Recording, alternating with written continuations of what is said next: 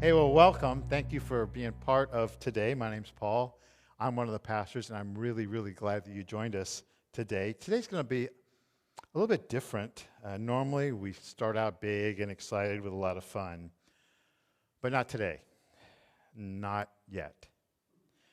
We are in a series we're calling Songs in the Key of Life, and we shamelessly ripped off Stevie Wonder's album title because it's cool and it fits perfectly with what we need, because we need songs.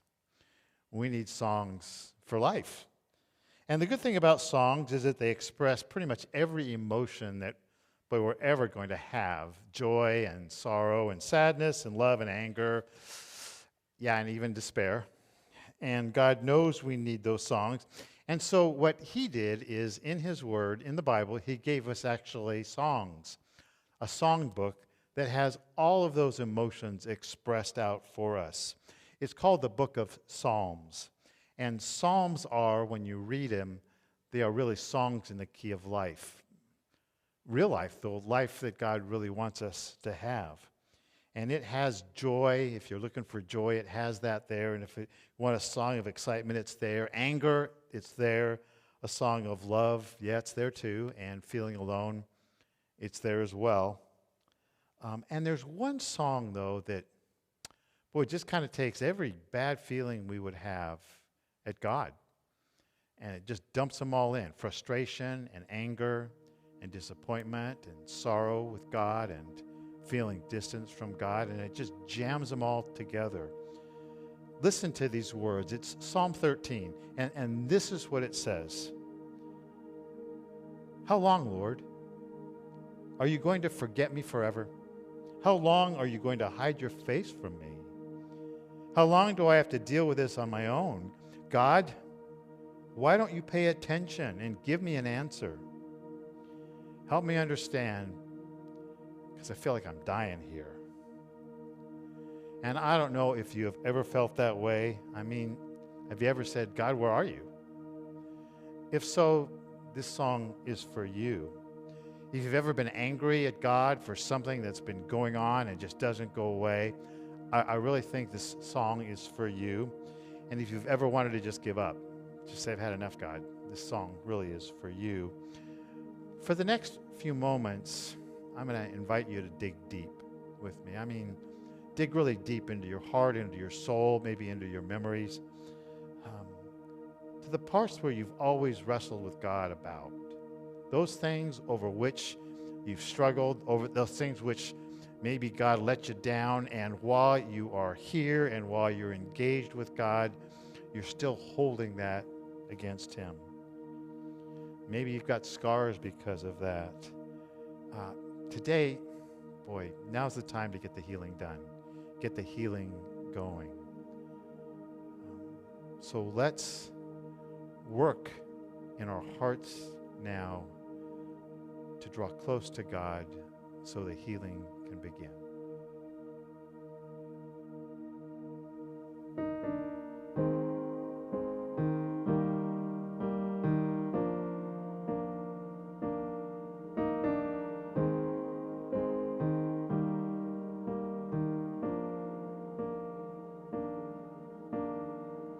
You say you're near to the broken. You say your peace passes understanding. You say you're hope for the hurting. Where are you now?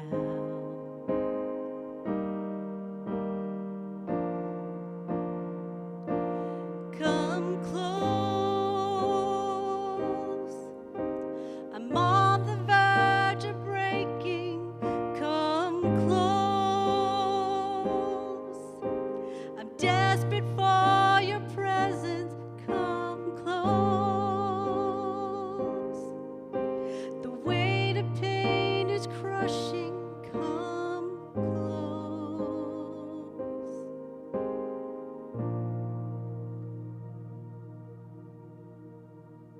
She touched your hem and you healed her.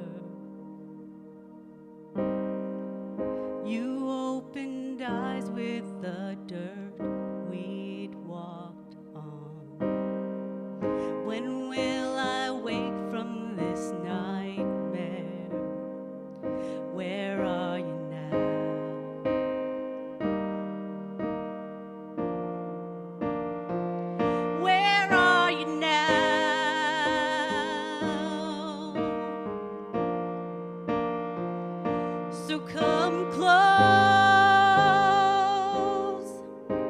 I'm on the verge of breaking.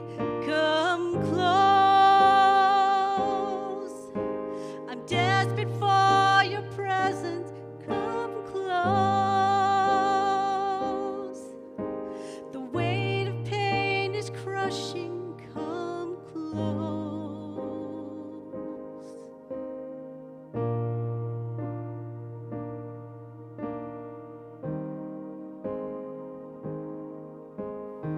How long, O Lord, will you forget me forever? How long will you hide your face from me? How long must I take counsel in my soul and have sorrow in my heart all day?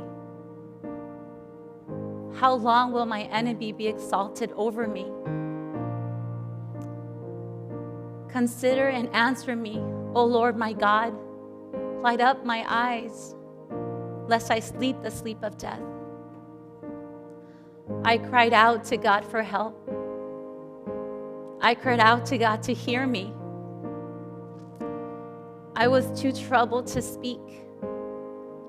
I thought about the former days, the years of long ago.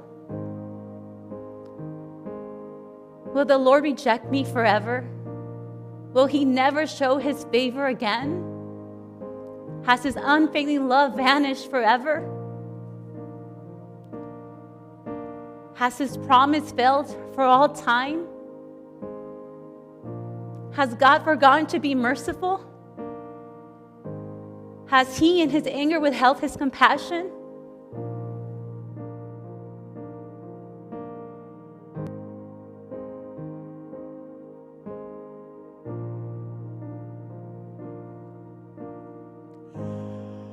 Hey, do these words express your feelings or your thoughts ever? I mean, those times when it's just so hard, it's just breaking you down. It's so overwhelming. You feel like you have no one to blame but God. And what do? You know, what can you do? Where can you go? Listen to these words again. How long, Lord, are you going to forget me forever? How long are you going to hide your face from me? How long do I have to deal with this all on my own? God, why don't you pay attention and give me an answer? Help me understand, because I feel like I'm dying here. There may be part of your life that is just deep down disappointed with God, and you have feelings that you've never expressed to him before, to anybody before. Somehow you're holding back on God just a little bit because you got hurt so bad. This is the time to work those things out. Believe me, God's shoulders are big enough to be able to handle your complaints and your cares. I'm going to invite you right now, if you would, to just bow with me, please, if you would, and express your feeling to God. Maybe your feeling to God is, God, you let me down. God, you had every opportunity to change something, but you didn't. God, I feel so alone in this. God, I feel so apart from you in this. How long are you going to let this go on? Forever? Because I believe the first step in drawing close to God in the midst of disappointment is expressing the reality of what you're feeling, the truth of what you're experiencing to him. He knows every fear you've had. He knows every tear you shed. He knows your thoughts and feelings anyway. Right now, in your heart, go to God and say, God, this is where I'm at. This is who I am right now. God, I'm turning to you.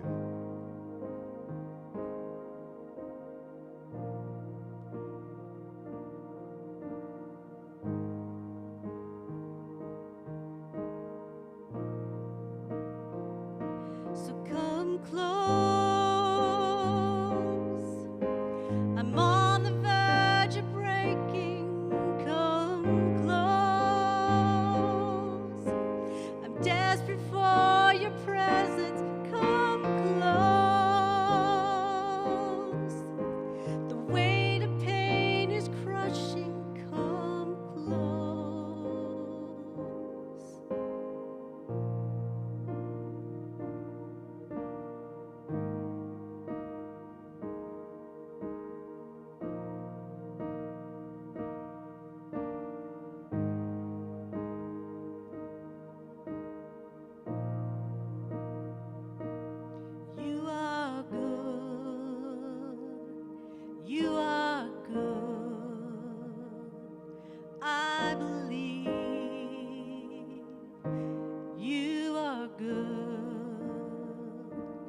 You are good. You are good. I still believe. You are good. You are good. You are good. I believe. You are good. You are good. You are good. I still believe. You are good. So come close. I'm on the verge of breaking. Come close. I'm desperate for your presence. Come close. The weight of pain is crushing. Come close.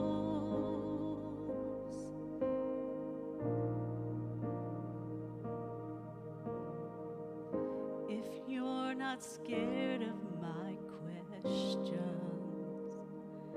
where are you now? Hey, have you ever questioned God? I mean, it almost seems blasphemous, question God. I mean, like he's God, I'm not. How do I question God? And if he's God and I'm not, he's going to do what he wants to do, whether I like it or not, right? And then there are going to be times when something hits us really, really deep, and things will never be the same. And you think, I know I'm not supposed to question you, God, but really? I mean, really? This? And then the pain gets really bad, or another thing happens, or it gets overwhelming, and you begin to say, why, God? Why? Why? Or come on, God. How long, God? And then you get to the point where you start to say, God, do you even care about me? And then there are feelings like, I can't even remember when I praised him, why I would even want to praise him. And thanking God seems like the last thing you feel like doing. And all of a sudden, you start to not believe. Psalm 13 is a song for when you're in pain. When you're at that point, that tipping point in pain and doubt and sorrow and despair, frustration, and almost ready to say, I'm going to quit this God thing. I've had enough. God seems gone. And we really got to get through this. We really have to get through that part in our lives if we're going to ever be the people he would like us to be and grow in the faith and the way he wants. Look at the words one more time, if you would. Psalm 13. I mean, you see it, there's question. How long? In fact, it's repeated 4 times. 4 times he's going to say, how long, God? How long? And really, here comes the deal, okay? Pain and sorrow and disappointment are real. And they just are. Pain and sorrow and disappointment are real. Remember that quote in The Princess Bride? He says, life is pain, and anyone who tells you differently has something to sell. I mean, life is pain. Second thing is those things, the pain and the sorrow, they last a long time. I mean, the song keeps saying again and again, how long? How long? That's an enduring word. How long is this going to stick around? How long is this going to go on? I mean, you get it. How long? Whether it's one thing after another, or whether it's the pain of just that one thing, or the sorrow or the agony, it just doesn't go away. And you think maybe tomorrow it's going to be easier, but it's not. How long? Next thing is too much of it causes me to question God's love and presence. This song actually throws that right to us. His first question is, will you forget me forever? I mean, are you going to forget me forever? Forever, God? And the next question is, how long will you hide your face from me? And what that means is, I can't sense your presence anywhere. I mean, no matter where I look, no matter where I go, there's no closeness with God right now. The feeling's gone. I just can't get it. I just can't get it back. God seems gone. I can't find God. I can't even feel God. Next is really problems. What they do is they make me pull back. And when I start to pull back, I start to rely upon myself now for life. When he says this, in this question, how long will I wrestle with my thoughts? A better translation for that is really, how long do I need to take counsel in my soul? Meaning, I'm kind of on my own with this. I'm on my own now, God. Obviously, you either have abandoned me, left me alone, or maybe you're really not there. And I don't know if you've ever felt that way, this intense sense, because of those issues in your life, that I'm all alone in this. I mean, this is Psalm 13. This is David expressing himself to God. We feel sometimes that God lets me down. I'm on my own. I have no help, so I got to do this all by myself. One of my favorite films is the film Signs. It's got Mel Gibson in it, Joaquin Phoenix, and at first you think it's an alien film. You know, aliens come down and all that. It's not an alien film at all. It's a faith film. It's a film about faith of one man. And the main guy, Mel Gibson, he actually loses his. He's a pastor who lost his faith. And he makes an interesting statement in the middle of the film, not yelling out to God, but he says this: there's nobody out there, meaning in regards to a higher power, God. There's nobody out there. We are all on our own. And sometimes, and I've known people like this, and you feel the urge to just simply want to give up, because the energy of trying to maintain love for God is just too hard. Trying to maintain this connection with God is too hard because the pain is too great, and it eclipses the ability I have now to reach to God, or it seems to. Finally, he says, how long will my enemy win? And the enemy is anything that's going to beat you up. How long is depression going to win? How long is my temptation to go back to old habits to try and drown out this pain? How long is that going to win? How long is doubt going to win? How long is my depression? How long is that going to win? A lot of people I've found, and maybe it even relates to you, their atheism is not a matter of reason or logic. For them, it's just hard to believe in a God who they believe hurt them so badly. Does that make sense? I mean, it's not a matter of they've been reasoned out of faith or they've been logicked out of faith. It's just hard for them to believe in a God who let them down, who hurt them so badly. In fact, it's almost easier to not believe in God than to believe in an inconsistent God who some people say is love, but all you've experienced is pain. It's almost easier to not believe in that kind of God. And many have not been reasoned out of faith, but they've been pained out of faith. They've been hurt out of faith. And if you ever hear this, how could a God of love do, and then they'll explain their experience in life, you know that that's that kind of a person that has been hurt or pained out of belief in God. Let's try and turn this thing around, okay? We have to, because being in that weird spot, it just doesn't do us any good. We're stuck. The next is God really is big enough to handle my real and raw feelings. God honestly is. He's big enough to handle real and raw feelings. I mean, look at what this guy's throwing at God. Look at what Psalm 13, David, as he's writing this song, look at what he's throwing at God. How long are you going to forget me? That's like treating God like a senile old man. How long will you hide your face from me? That's treating God like he's playing games. You know, hide and seek. God, you're hiding from me. Where are you? Look at me and answer me. That's a demand. I mean, that's a challenge. He's basically challenging God like he's picking a fight with God. And I guess if I were in the same room and I heard what David was writing, I would say, David, you go ahead with this song, okay? I'm going to be, outside, and I'll check in after the lightning slams into you and blasts you from the earth.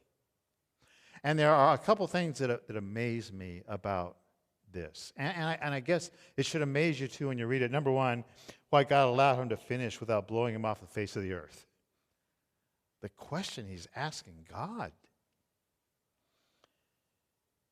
The second thing that amazes me is that God allowed it to be recorded in the Bible. I mean, he did. It seems like God certainly is not afraid of our questions. And God is not afraid of our doubts. And here it is. He recorded it in the Bible. He allowed it to be put in his forever word, his forever scripture, for you to realize that your feelings are real and normal and you're not alone. When you feel that way, when you feel abandoned or lost from God or apart from God, you're not alone in those feelings. Other people have had them. In fact, I might say at some point, every person has had them. It's like God knows what we feel. He knows we're like kids, children. And he also knows that we're pretty lousy when it comes to this kind of stuff. He knows that. And God is big enough to handle the reality of your feelings and your thoughts. Sometimes we shy away from God because we're afraid, well, if I say these kinds of things, what's he going to think of me? It was crazy. Jesus on the cross, God the Son on the cross, his question to his Father was, my God, why? Why have you forsaken me? Why have you left me alone? God is big enough to handle your real and raw feelings. He's big enough. I mean, just think about it. True friends, and you have friends. With my friends, I can share anything. Even my doubts and even my fears, and even when they let me down. In fact, that strengthens it because I have trust in that person, or if it's you, I have trust in you. And I know you're not going to blow me off because we have a close connection. And that you'll care about the hurt I'm experiencing. And you'll be with me no matter what I'm feeling. In a sense, it's true. He loves us enough to let us be angry at him. He loves us that much. He loves us enough to blow off steam at him. And God will not blow you off the map. Just keep moving towards him. God's deep love relationship with me can bear the weight of my pain and my misunderstanding and my doubts. So it says in verse 3, look at me and answer me, O Lord my God. And there begins to be a slight change here, because when you look at that word Lord, notice it's in capitals, and it should be in capitals in your written Bible. It's a bit confusing, but whenever you see it in all caps, whenever you see Lord in all caps, even little caps, it's God's special, precious name, given to the Israelites, given to us. He says, I want you to call me by that name. It's the old word Jehovah. It's the Hebrew word Yahweh, and it just means I am. I am who I am. I will always be with you. I'm going to be the one always there for you. It's God the Father of our Lord Jesus Christ. And what he's saying is, personal God, God who initiates connection with me, God, answer me. Answer me. You know, I want to say, when we get to that point, I thought you were ticked off at God. I mean, I thought you were really mad at God. But again, God says back to me, I love you too much. I can't be hurt by you. There's nothing you can do that can hurt me. God's deep love relationship with me can bear the weight of your pain and your misunderstanding. That's the kind of God he is. His love is so big. And then honestly, I just want to share finally, my disappointment finds its solution in God. And this one is kind of weird how it happens. So you slam the door, and I question God. It's a boom, and I hold the door. And then I crack open the door just a little bit to what he can do. Just a little bit. And who he is. And love comes flooding in. Listen to what it says. But I trust in your unfailing love. I trust in that. My heart, it rejoices in your salvation. I will sing the Lord's praise, for he has been good to me. And you read that, and you don't want to say, wait a second. Like 30 seconds ago, you were complaining. 30 seconds ago, you were thinking that God had forgotten all about you. And 30 seconds ago, you felt like God was hiding his face from you. So how long does it take for you or for me or for our hearts to really begin to make this turn back to God? I don't know. Seems like it took David about 30 seconds. Maybe it takes 30 seconds. Maybe it takes 30 minutes. Maybe it takes 30 hours. I do know that if you really want that closeness with God, it will come back. And if it takes longer than a couple days, then go take a walk with someone who knows God. Take a walk with somebody who's experienced pain and have come back to God. Walk with people who have the pain and life and yet trust God. You will find wisdom in them, and you'll find God again. Open the door back up and say, God, don't get this. Don't know if you're going to come back. But at least on my part, the door is open. This week, a family in our church family experienced the unthinkable. They got word that their adult special needs son, he died in a care facility. It wasn't COVID. It was probably due to negligence. It didn't have to happen. And I have their permission to share this. Negligence, gone. I mean, how do you handle that? How do you handle that? How do you come back from that? I mean, how do you even deal with the pain? And he's several hundred miles away, and because of all that's going on, they can't go visit. They can't see him. And the pain and the grief and the helplessness, I mean, all those feelings, it's all there. And then the anger and then the frustration. And where do you go? You can beat your fist against the wall, but eventually you turn up and you look to heaven or you look to God and you say, God, why? This didn't have to happen. And I talk with the parents. I've been in contact with them a lot. And the statement was made, right now I'm a little pissed off at God.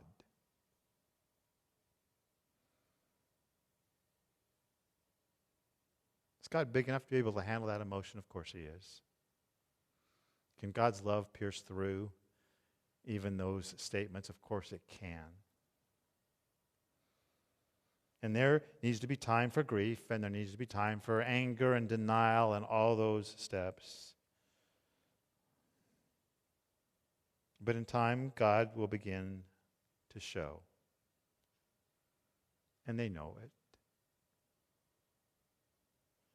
A statement was made, our son is perfect now. Perfect now. Do you understand, even in the loss of their dreams and their hopes and everything they would have for their son, all of a sudden they're seeing the goodness of God. And they said there will be good in this. There will be good. Last couple of weeks I have made fun of some songs with some really bad lyrics, and I've gotten hate mail because of it. Horse with no name. All he has to do is name the horse, or Elton John's, Your Song, and The Moss on the Roof. I haven't started yet on Toto's Africa. Maybe we'll deal with that one next week. And so somebody said, well, are there any songs that you really like? Well, Linda Ronstadt covered the Smokey Robinson song, Tracks of My Tears. I love that song, probably because when I was younger, I loved Linda Ronstadt. But listen to the words, particularly in regards to sometimes how we begin to try and move through life. So take a good look at my face. You'll see my smile looks out of place. If you look closer, it's easy to trace the tracks of my tears. And that may be true for you. Maybe for weeks, months, years, your smile's been out of place, because if we could look deep inside you, we would see tracks of tears. Tracks of tears. Tears shed in the night, tears of loneliness, of disappointment, of sorrow, of frustration. That may be true for you. And I think of that verse in the Bible. And you got to get this God. It's talking about God, and this is the God we need. Psalm 56:8, it says this, you, God, you've stored my tears in your bottle. You've counted each of them. Every tear you've cried. The God of love has counted them, stores them so he can remember. He knows every pain, every heartache you've ever faced. Every tear, every tear. In my life, in your life, in the hurts. That's how much he loves you. And sometimes you think, I'm so tired of fighting. I just need to let go and fall back into God.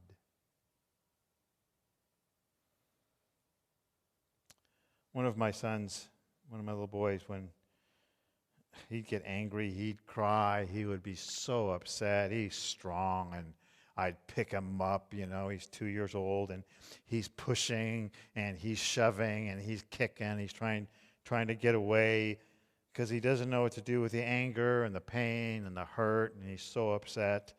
And he'd just be saying, no, no, no, no, no. And then I would notice as I'm holding him, he'd start to hold on to my shirt.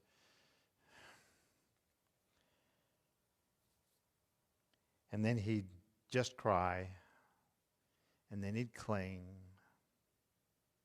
And then he'd fall asleep. I think for some of us, maybe you've been crying, no, no, no, no. Let God pick you up. And as he picks you up, you'll still be going, no, no. But then cling. Hold tight. And then fall asleep. And rest in knowing that God, who loves you so much, will make it right. Will bring you a place of sleep and rest.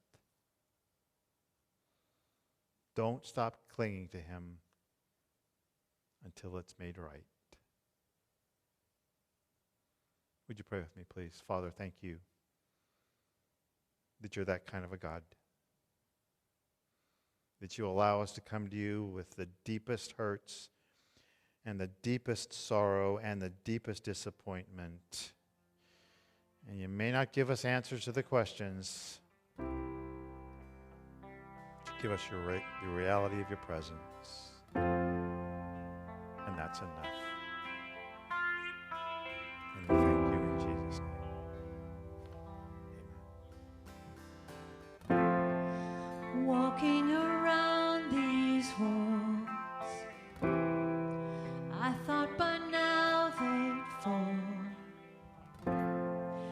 but you have never failed me yet.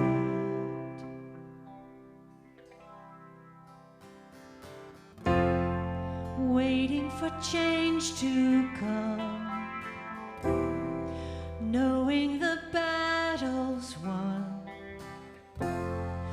for you have never failed me yet.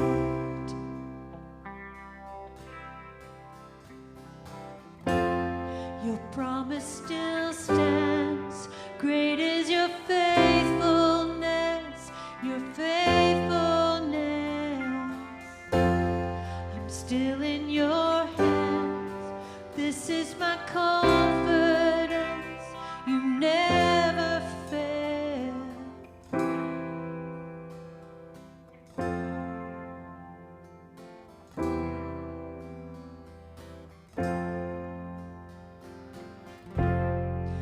I know the night won't last, and your word will come to pass. My heart will sing your praise again.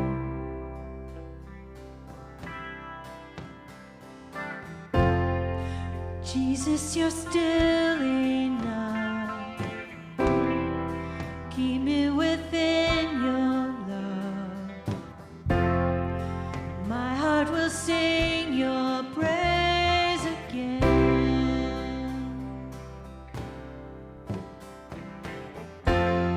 Your promise still stands. Great is your faithfulness, your faithfulness. I'm still in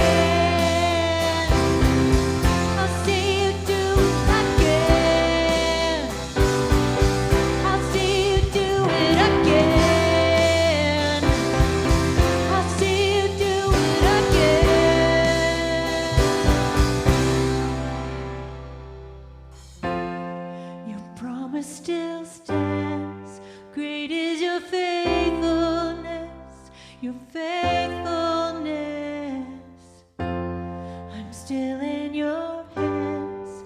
This is my confidence.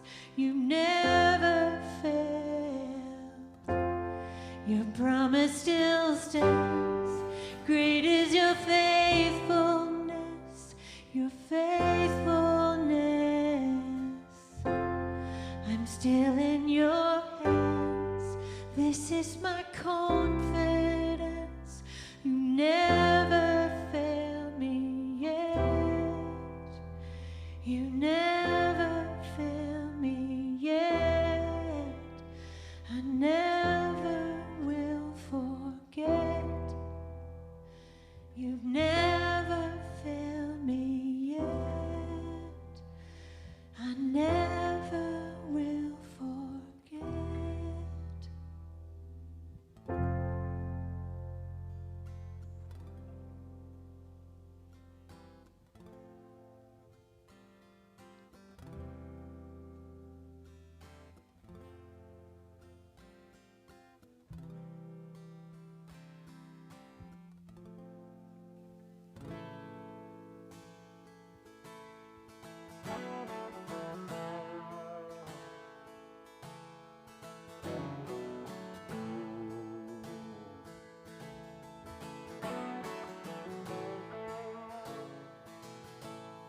Well, I searched the world, but it couldn't fail me. A man's empty praise and treasures that fade are never enough. You came along and put me back together, and every desire is now satisfied here in your love. Oh, there's nothing better than you. There's nothing better than you, Lord. There's nothing, nothing is better than you.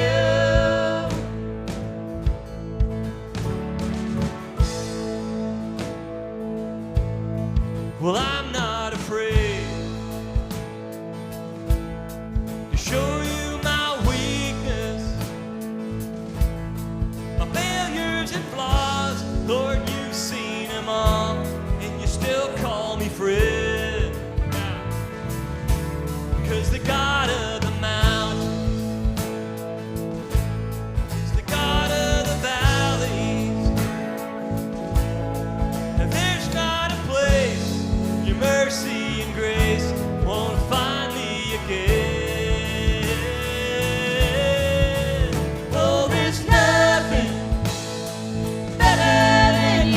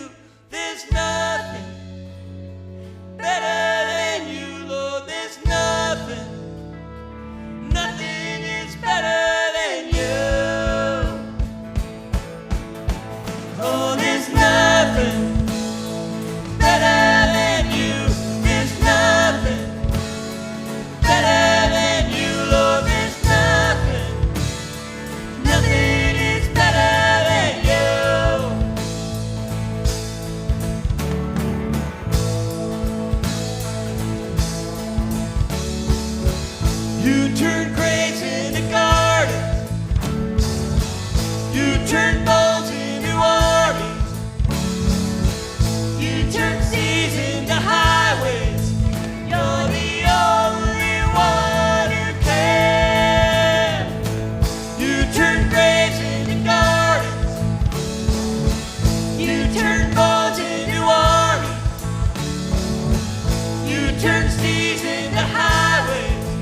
You're the only one who can. You're the only one who can. You're the only one who can.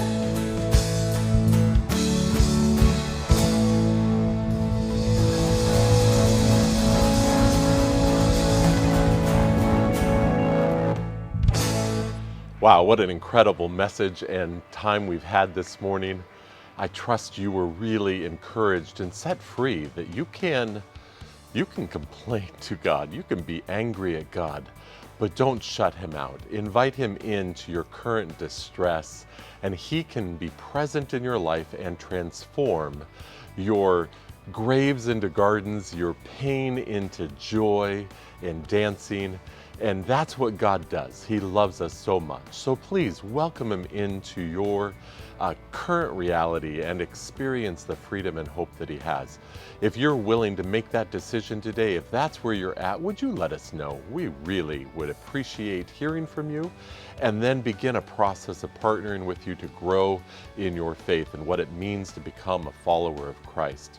If you already are a follower of Christ, but you've been stuck in some real pain and disillusion and despair, and you're finding a release today, would you just celebrate that with us as well? Let us know. Comments below, just in the chat room if you're on the platform with us, or just by emailing us. Better yet, get in a life group and share your journey with your fellow life group members. Grow in community together as you experience the freedom and love that God has for you today. Other next steps in your journey to become more like Jesus, like I said, is life groups, growth track. Find ways to engage and partner with the church. Discover ways to grow in your ability to serve, even in isolation and this pandemic. God has called us to serve others, and so we'd love to be part of that with you as well. Thank you for being here today, and hope that this was, again, very meaningful to you. And if it was, and if this is your home church, would you consider worshiping God through your giving and supporting the ministry of this church, that God has called us to serve you and our community and our church family? And if this is where you grow, we invite you to partner with us in that as well.